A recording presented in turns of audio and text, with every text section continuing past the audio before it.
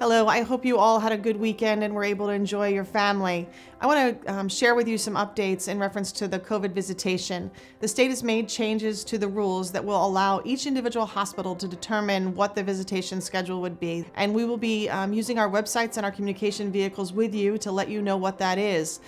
The good news is we've heard from you very clearly that the visitation challenges can really be awful to people, and most importantly, they stop people from getting care.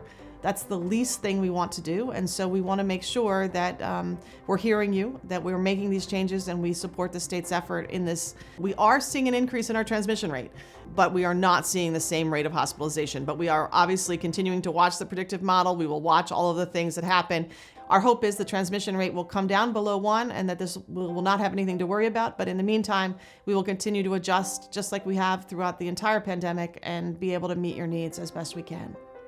May is Skin Cancer Awareness Month, and this obviously is very close to home for some of us who are of the age that baby oil and lemon in the hair was the right thing to do while you were laying out in the sun. Skin cancer is one of those things that can be called the silent killer. And Dr. Kulkarni, one of our experts here, really helped me see it by giving an acronym, ABCDE. Easy enough to think about. You'll see on the side each of these specific definitions. Look for changes. Pay attention to your body. Don't ignore it. If something looks like it's bigger, or you see it discoloring more, or you see it changing shape, please come in to see your doc, and we certainly are ready and willing and able to walk that journey with you and answer those questions.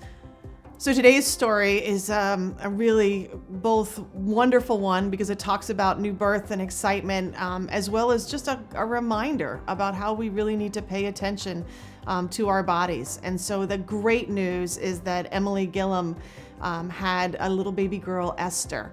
But when she came in to deliver, perfectly, everything on target, her 40 weeks are up, she's ready to go. What really happened, though, is thanks to the cooperation of her nurse midwife and the cardiologist, Dr. Levy, what we really saw is that Emily needed to be transferred to a higher level of care and actually have a cardiac ablation done at Cooper.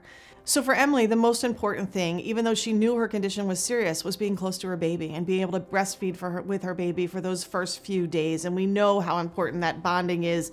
So the nurses heard her, and clearly they were able to identify opportunities. And so they established a schedule where they took the baby up to her every 2 hours. And that way she got to breastfeed and she got to spend time with her baby. And then she was transferred to Cooper as part of our relationship with Cooper and Cardiac Partners. And so there, Cooper was able to do a cardiac ablation, which is at their level of care to ensure that she is at the right place. Having all of these moving parts in this process can be overwhelming, but what Emily said was that the support that she felt from her team really gave her a level of confidence and really helped her understand the seriousness of her condition and allowed her to get back home and started on her new life with her new baby and her husband, Kyle.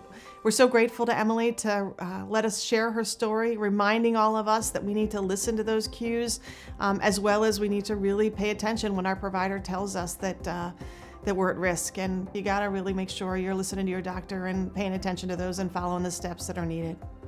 I thank you so much for your continued support of Inspira and for allowing us the privilege of walking with you in your healthcare journey. Until we meet again, be well and stay safe.